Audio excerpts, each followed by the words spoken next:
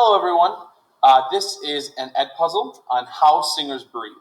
So today what I'm going to do is I'm going to talk about / physicalize some of the things that we want to learn about and be able to demonstrate when we're breathing. So first things first, let's talk about a few parts of the body that we have that we use when we're singing. So posture is incredibly important for singers, so you can't see them right now. My feet are shoulder width apart. I want a really nice base. Singing is a full contact event. If you think about football as a full contact sport, singing is a full body experience. So getting a great bottom or great base is important. So feet are shoulder width apart, knees are nice and loose, right? We don't want to be lock-kneed. Our arms are nice and relaxed on our sides, that way we can hold music relaxed. We can emote, use our hands. I'm a big hands person when it comes to explaining things. It just leaves us free to do whatever we need to do.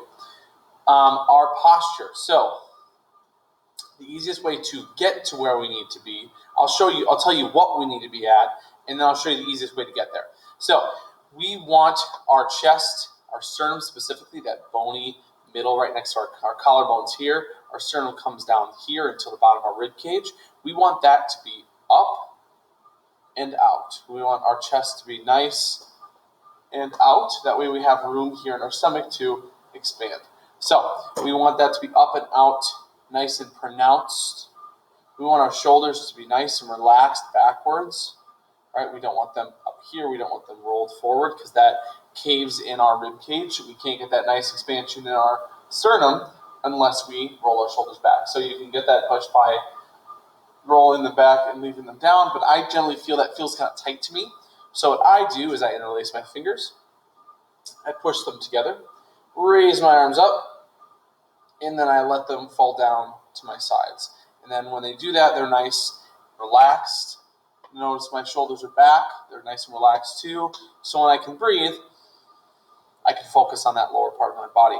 So when we're talking about the physical body parts for singing, we have our lungs, which occur in our chest.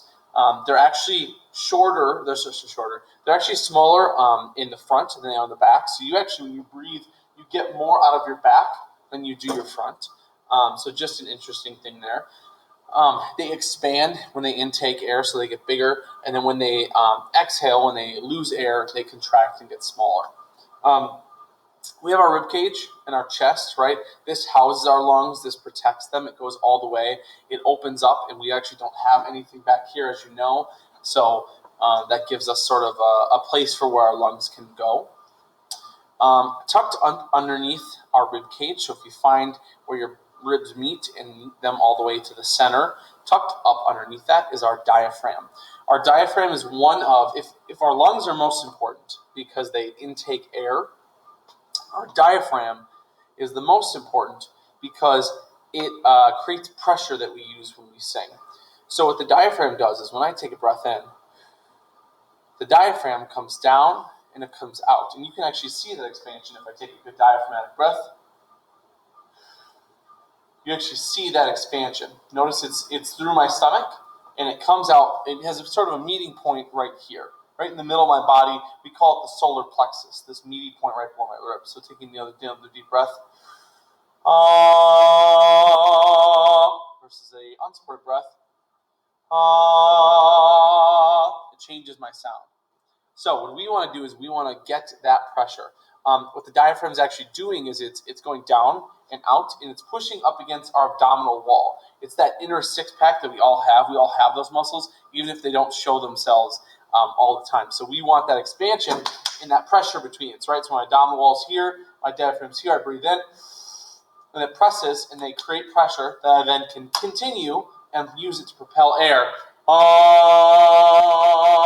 It's the difference between being able to create a softer sound and still a full tone. Otherwise, I get it's unsupported. It's just not as strong, as punchy, and we don't have as much control.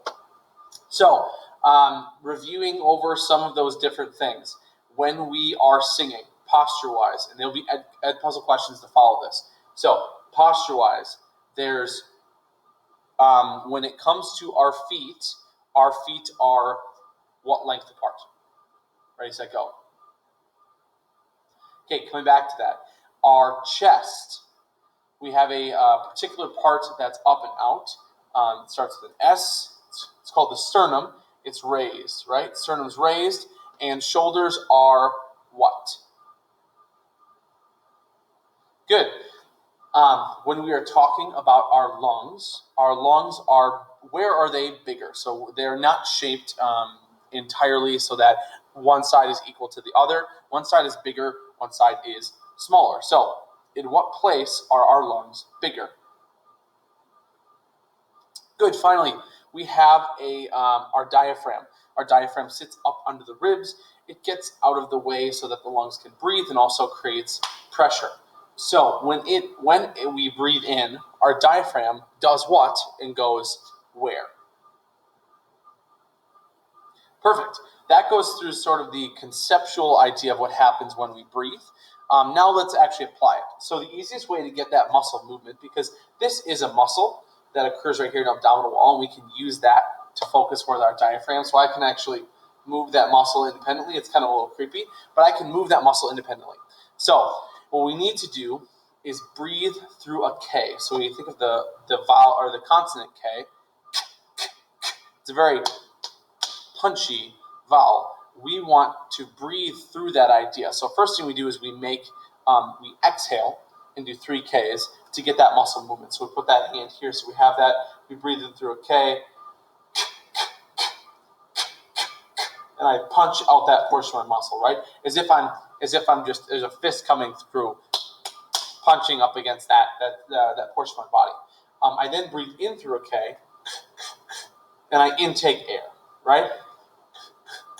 And I have that same expansion. So almost like I'm filling a beach ball, right? If I'm giving myself that nice balloon of space. Then I can just do it through 1K, and I get that idea. And when I exhale, I don't get rid of this base. I keep this base with me. Everything up here is relaxed. Everything is relaxed. Right here, I have this pressure. So I keep that pressure. And that's what allows me to sing or speak for a long period of time. I could just keep going on and on and on and on and on and on. And for a while, I wouldn't need to breathe. So it's the difference between here's me breathing unsupported.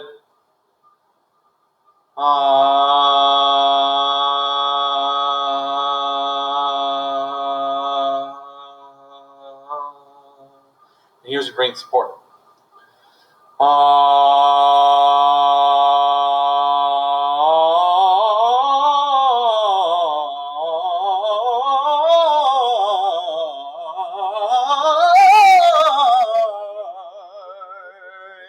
I can just keep going and going and going. But that's the idea of how we actually bring in the conceptual to our breathing. So we want support and strength in our breathing so that we can produce the best sound. So I hope you enjoyed this video. Hopefully it gave you some good ideas of what you can do when you are trying to work in choir, whether we're doing it virtual or in person. Thank you.